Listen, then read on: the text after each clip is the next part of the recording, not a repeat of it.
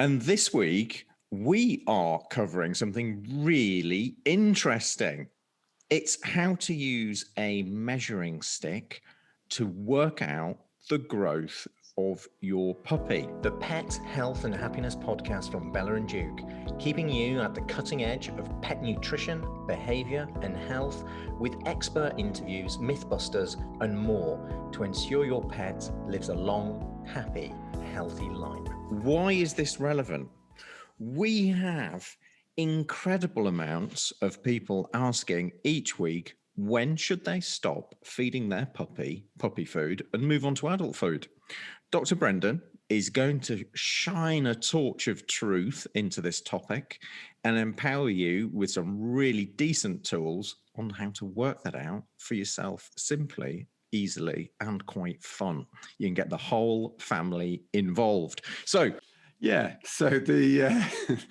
situation for most people is, how do they individualize this whole thing about when a puppy goes to adulthood, when we know that in theory this is all about growth.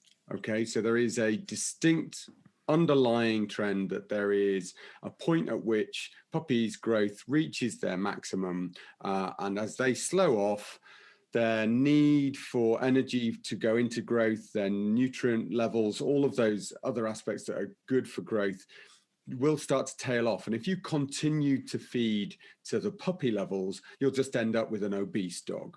Okay, so what we not want to do is work out at what point do we reduce the amounts that you need to feed your dog that's now become adult.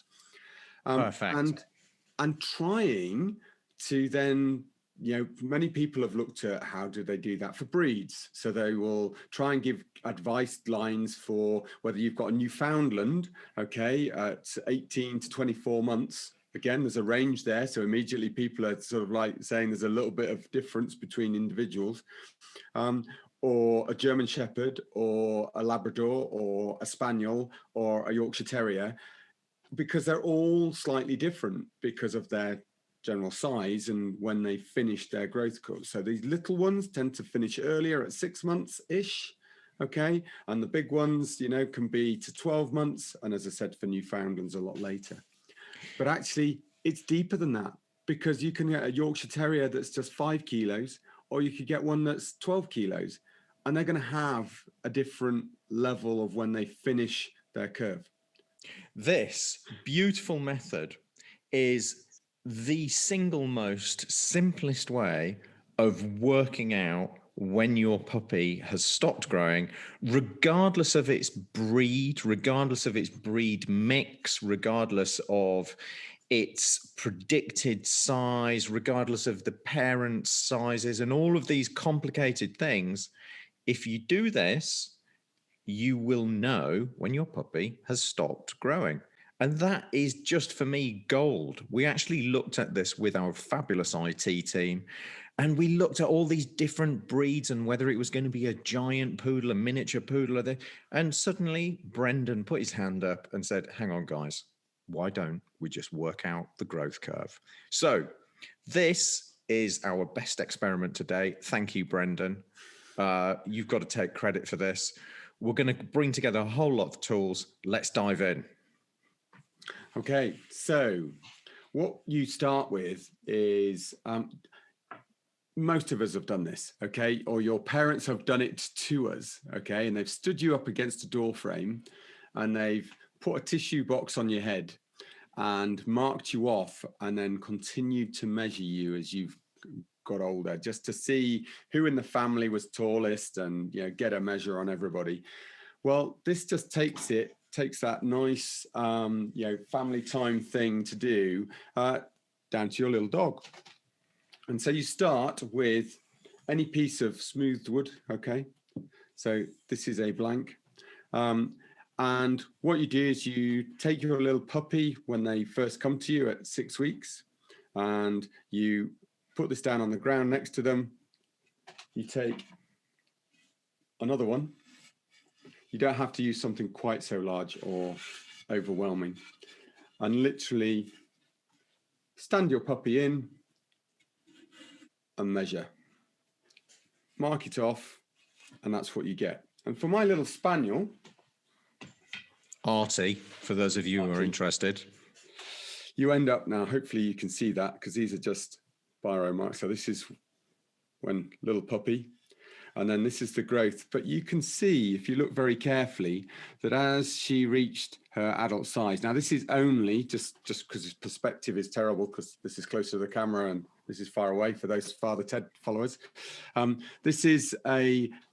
What happens is as she reaches 33 centimeters, which is her current adult height, because she's a little working spaniel, you can see that this starts to slow down and the lines start to congregate together. And that's because her growth has started to slow. And actually for any breed, now obviously this could be, for a Newfoundland, this may be getting on for 90 centimeters, okay, for a huge dog. But it will always do the same. As they start to finish their growth curve, you can see how the distance shortens. And when you get to this sort of level here, this is where we would be looking at transitioning your dog across to adult amounts. Okay, cool. So let's come up with some quick fire questions to keep this super simple and accessible. How often are you measuring Artie on that stick? So if you were to kindly hold up that stick, you mentioned when you first get your puppy at 6 weeks. Well, actually, it doesn't matter when you get your puppy, does it? No. Because even if your dog was, say, a rescue dog, and you weren't sure if they were still growing, as long as you're measuring them regularly, you can see that there's little or no growth or there's huge growth spurts. So what's the time interval that you're measuring your dog here, Brendan? So this is 2 weeks, okay? Because 2 weeks gives you enough of a difference between their growth generally. But, if you've got a bigger dog, you can, as long as you keep it even, doesn't matter whether you want to make this monthly or whether you want to make it weekly, as long as you keep it even. This particular one is 2 weeks. Okay, so all I would say is just try and keep the interval at which you make the measures even. Okay, so guys, Monday evening every week, go for it. It will mean the same. Well, let's do this. It's going to be Monday measuring day. Monday evening every week. If you've got a puppy, you want to measure its growth, let's do this on a weekly basis. It keeps it really simple. So you can do week 12, 13, 14, 15.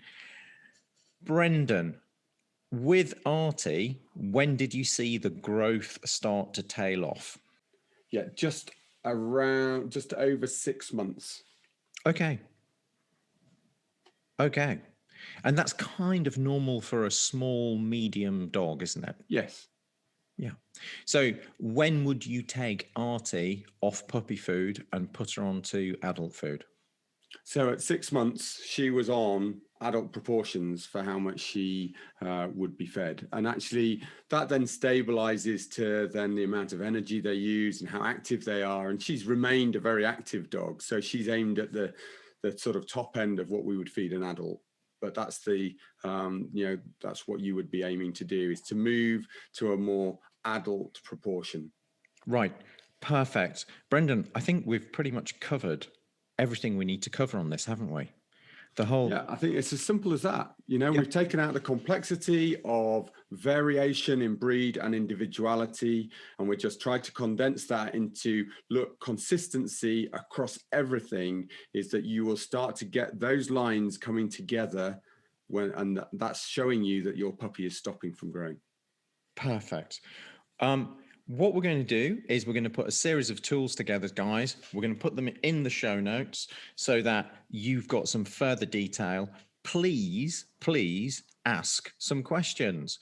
We'd love to see your feedback. We'd love to hear your feedback, and we'd love to see a picture of you measuring your dog. Okay? Thank you, as ever, for being part of our community. Thank you for all the amazing success stories you keep sharing with us. There's nothing more motivational than seeing people who thought their dog was never going to be as active again, or have seen a reduction in epileptic seizures, or sees the disappearance of IBS in their dog. That is what we're all about, making one animal better at a time. So thank you, and stay tuned for the next episode. Okay, thank you, Brendan. Thank you.